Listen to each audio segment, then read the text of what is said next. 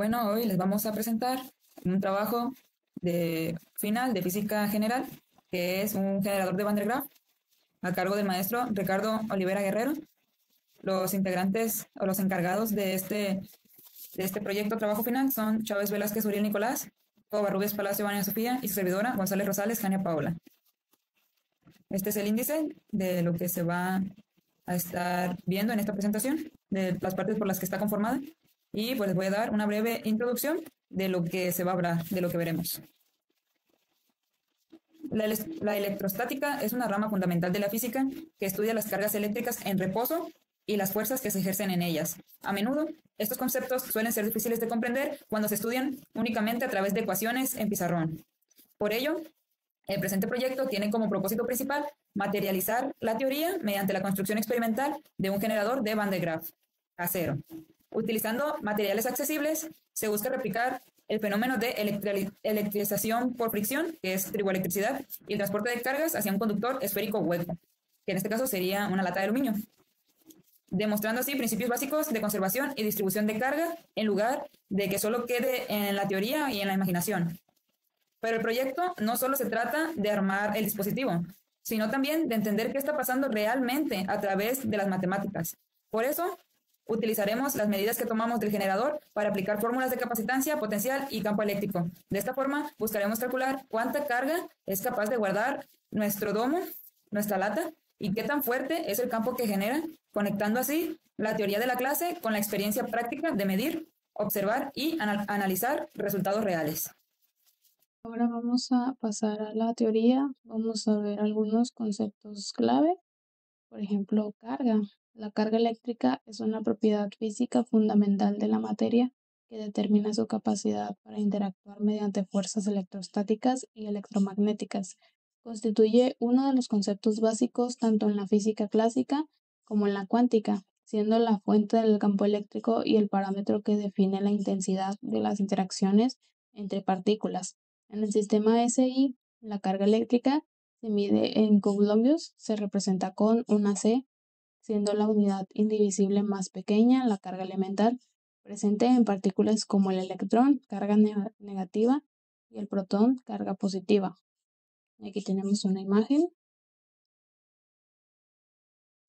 Polos iguales se repelen y polos opuestos se atraen. Ahora vamos a ver la definición de un campo.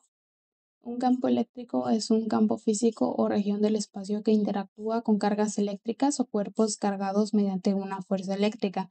Su representación por medio de un modelo describe el modo en que distintos cuerpos y sistemas de naturaleza eléctrica interactúan con él. Dicho en términos físicos, es un campo vectorial en el cual una carga eléctrica determinada, Q, sufre los efectos de una fuerza eléctrica, F.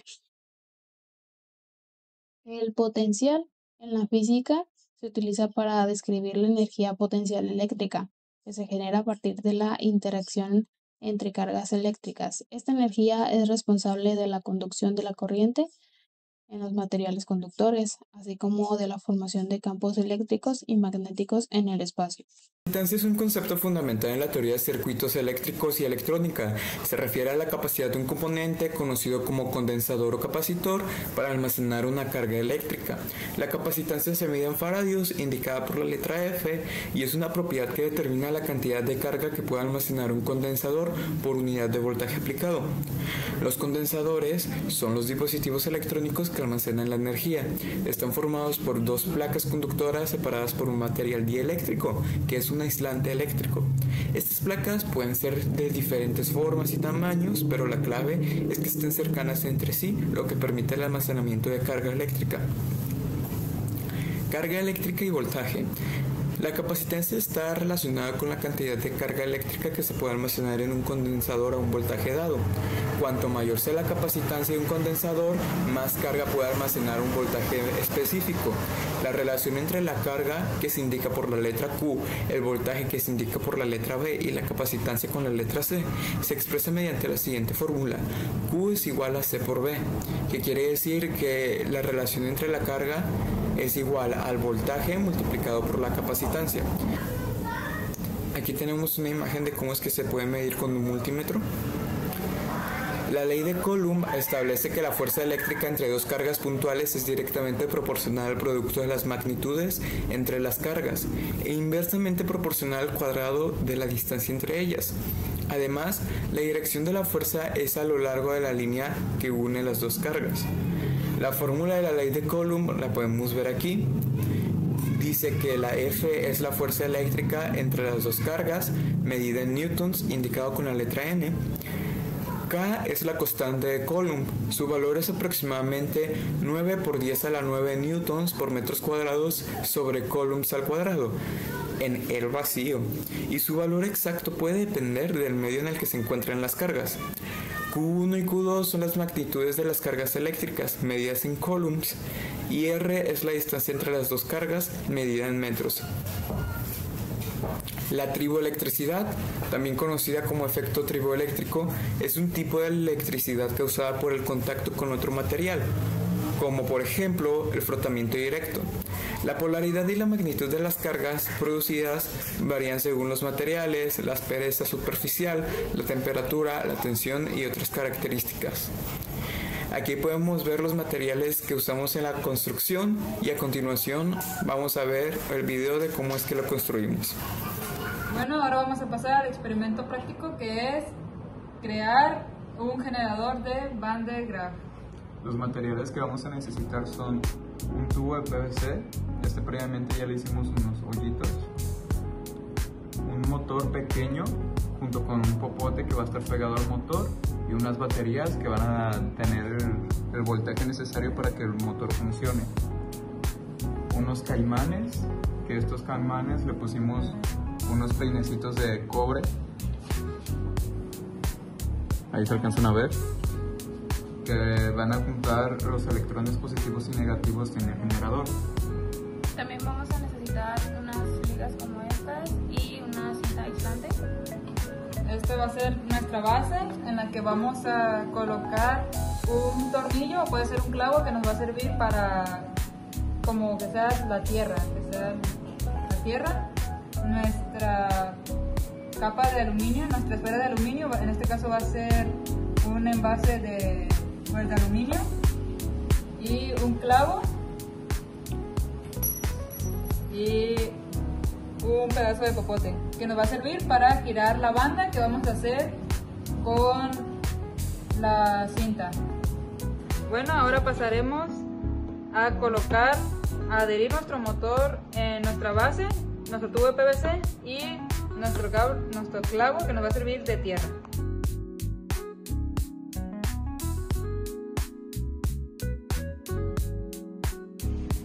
Ahora le vamos a poner ligas al popote de esta manera. Tiene que quedar apretado.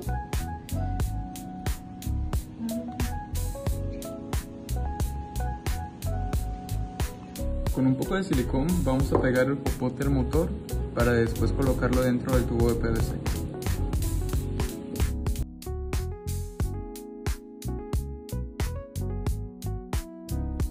Ya que pegamos el tubito en el motor, vamos a meter el tubito dentro del tubo de PVC, pero también vamos a pegar al motor. Entonces, lo primero que voy a hacer es poner un poco de silicón donde va a ir pegado el motor. Vamos a meter el popote dentro del tubo de PVC. Y vamos a colocar el motor, procurando que esté a una altura donde todas las ligas quedan justo en medio del tubo del PVC. De esta manera.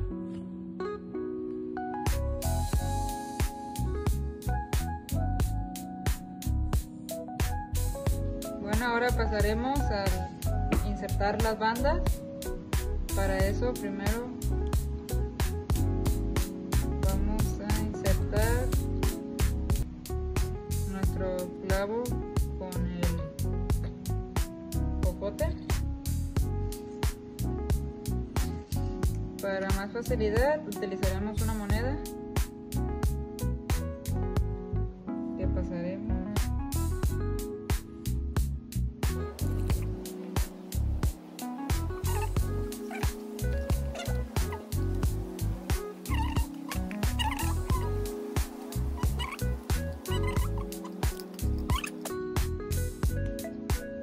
ya que hemos sacado por el otro lado, agarrando también el tubo de abajo, el motor que hará girar esta banda. Vamos a quitarle la moneda y juntar ambas cintas.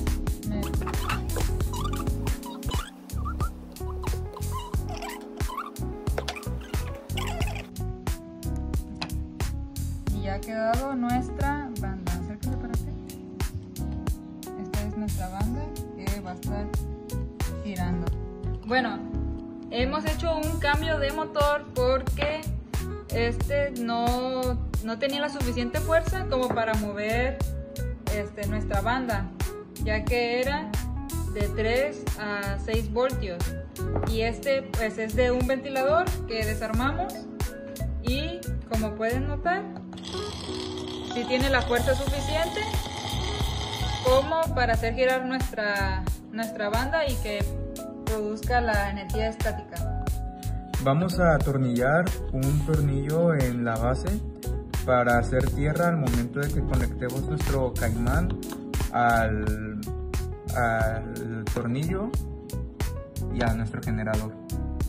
Bueno, vamos a hacer nuestra conexión a tierra, y esto nos va a servir como el peine que va a estar generando la estática.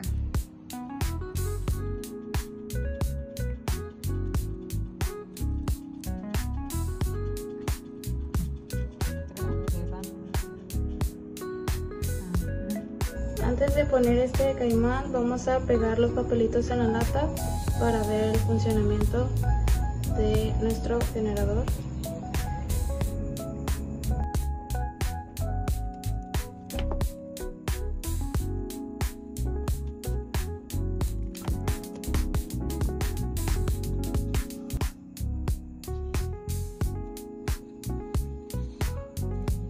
Bueno, ahora pasaremos a colocar nuestro caimán, uno tocando la banda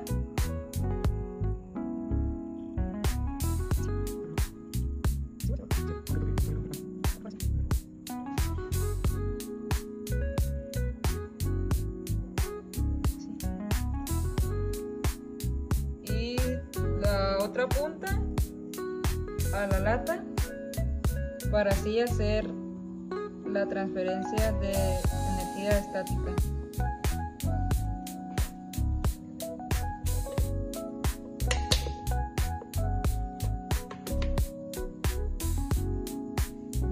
¿Ya acaba?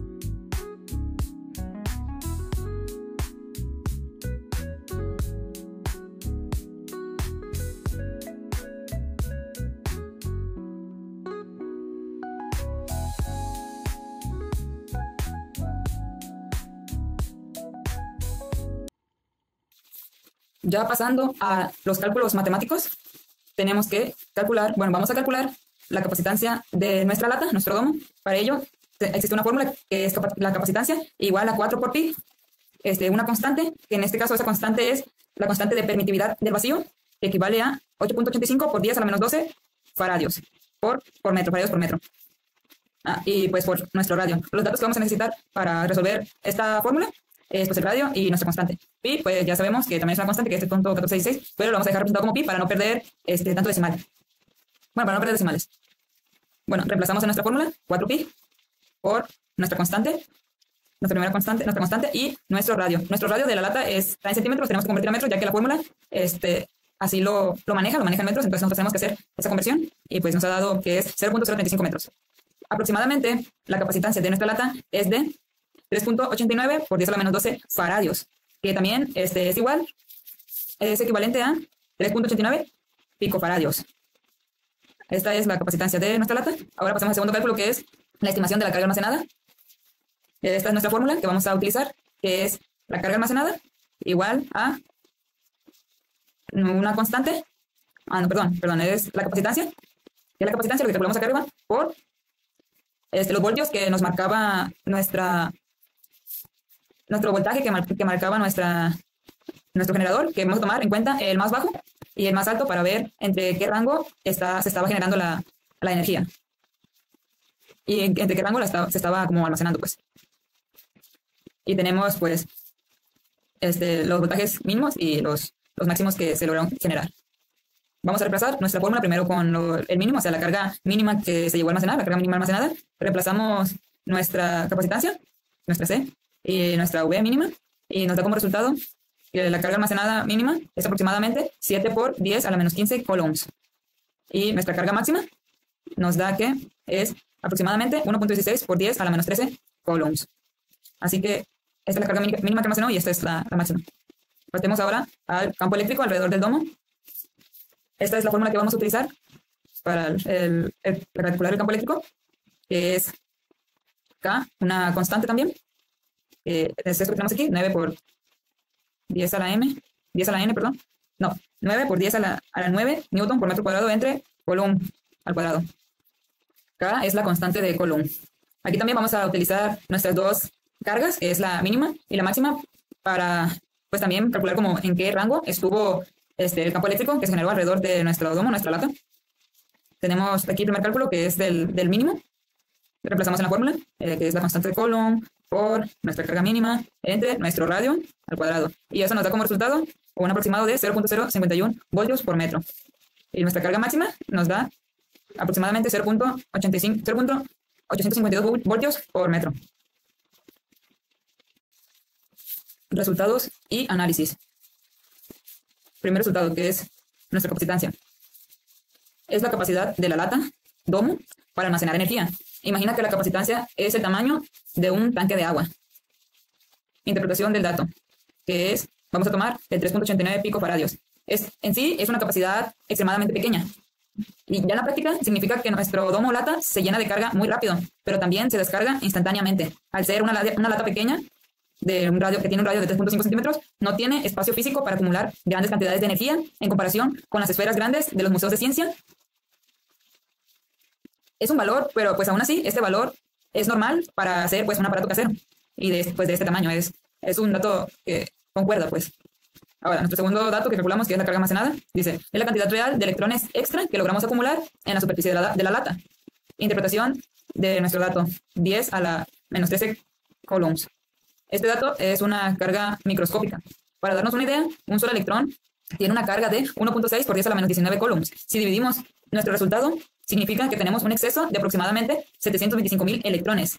Aunque 700.000 suena mucho, en electricidad estática es casi nada. Una chispa pequeña que sientas en el dedo al tocar una perilla suele tener millones de veces más electrones que esto. En consecuencia, con esta cantidad de carga, no sentimos los toques ni vimos las chispas, ya que es una carga demasiado débil para vencer la resistencia de la piel humana. Por eso, al momento de estar acercando nuestro dedo a la lata, no se logra apreciar la chispa, ya que pues, la carga que almacena es pequeña, aunque pues es normal porque es un experimento casero. Ahora, nuestro tercer dato calculado, que es el campo eléctrico. Dice, es la fuerza invisible alrededor de la lata que empuja o jala otros objetos, como los papelitos o el pelo. El dato de 0.85 voltios por metro es un campo pues casi inexistente. Nuestro campo que generamos pues fue casi inexistente. Para que salte una chispa a través del aire necesitas 3 millones de voltios por metro y nosotros tenemos menos de 1 voltio por metro. Para levantar completamente los papelitos o cabellos necesitaríamos miles de voltios por metro. En consecuencia, con un campo de 0.85 voltios por metro que generamos nosotros, los papelitos no se alcanzan a levantar casi nada. La fuerza de gravedad sobre el papel es mayor que la fuerza eléctrica que este campo pudo ejercer. Como pueden notar, también tiene que ver pues, la fuerza de gravedad. Como en este caso fue de que pues, muy pequeña, al momento de quererse levantar nuestros papelitos, lo que hicieron solamente fue como repelerse un poco de nuestra lata. No se levantaron como en sí, ya que la fuerza de la gravedad pues tuvo algo que ver también. Bueno, vamos a ver lo que ya he dicho anteriormente en el momento de analizar los resultados sobre lo de los papelitos que no alcanzan a levantarse porque no se genera suficiente suficiente carga, pero sí se puede apreciar un poco ciertos movimientos. Ahorita voy a explicar qué pasa.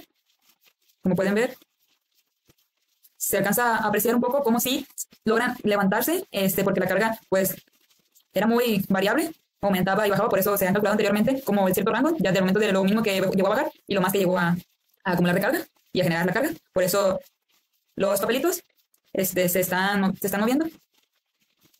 Ahora, más formalmente, tenemos que, pues entre la lata y el papel, la lata está cargada, atrae el papel neutro por inducción, polarización. Al tocar la lata, el papel roba la carga y se cargan con el mismo signo. Y pues la lata lo repele, por eso se levanta. Ahora, lo que pasa entre mi mano y el papel es que el papel ya cargado es atraído por el dedo, que es un neutro conductor. Al hacer contacto con el dedo, el papel se descarga, neutraliza, y la fuerza eléctrica desaparece, permitiendo que caiga por la gravedad. En resumen, el papel salta porque busca constantemente un camino para perder su carga. Conclusiones.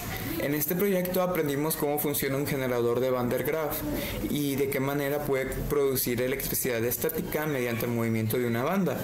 Aunque nuestro generador casero no logró acumular una gran cantidad de carga, pudimos observar que aún con un motor de bajo voltaje es posible generar estática, lo cual nos ayudó a entender mejor el principio del experimento. Una de las principales limitaciones fue justamente la poca potencia del motor, ya que redujo la velocidad de la banda y la cantidad de carga eléctrica que se podía acumular. Además, algunos materiales caseros no siempre dan el mejor resultado, lo que también afectó el desempeño del generador. Como sugerencias, nosotros creemos que sería útil utilizar un motor con mayor voltaje o velocidad, mejorar los materiales de la banda y las poleas y cuidar más el aislamiento de las partes para evitar que la carga se pierda. Con estas mejoras, suponemos que el generador podría funcionar de una manera más eficiente y así producir una mayor cantidad de electricidad estática.